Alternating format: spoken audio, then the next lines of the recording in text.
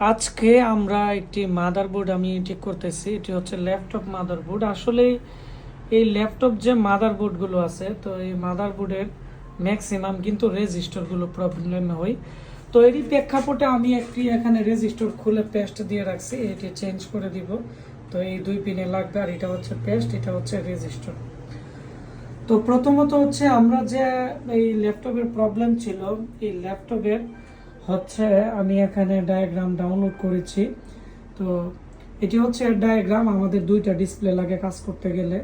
তো ম্যাক্সিমামই হচ্ছে আর এর মধ্যে আমরা বুট ভিউ ওপেন করে রাখি, এর মধ্যে থাকে ডায়াগ্রাম, আর এর মধ্যে আমরা ক্যামেরা 4K ক্যামেরা দিয়ে স্টুডেন্ট যারা আছে তারা কিন্তু প্র্যাকটিক্যালি কিন্তু দেখতে পাই। তো এই আইসি চালু হইতে যে ভোল্টেজ লাগে 3.3 ভোল্টেজ, তারপর হচ্ছে দুইটা হচ্ছে 5 ভোল্টেজ, একটা হচ্ছে 19 ভোল্টেজ। এটা হচ্ছে বিআরএম আইসির যে কমন রিকোয়ার আছে, আর হচ্ছে এনেবল সাপ্লাই। তারপরে যদি কোর ভোল্টেজ তৈরি হয় তাহলে পাওয়ার গুড আউটপুট করবে।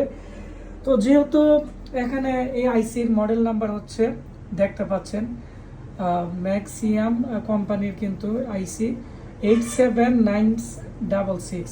তো এই আইসির নাম্বার, তো এগুলো ডাটা শিট একটু কম পাওয়া যায়, সেজন্য ডায়াগ্রাম দিয়ে কাজ করলে অনেকটাই বেটার। তো প্রথমত হচ্ছে আমি এখন এই আইসির মধ্যে দেখাবো এর আইসির রিকোয়ারমেন্ট। এই আইসির দেখতে পাচ্ছেন 13 নাম্বার পিন, এই যে এখানে এই আইসির হচ্ছে 13 নাম্বার পিনের মধ্যে 3.3 ভোল্ট আসবে। তো আফটার 3.3 ভোল্টেজ, এই ভোল্টেজটিও এখানে ঠিক আছে, আমরা এই আইসির 3 নাম্বার পিনে আমরা এখানে দেখেছি।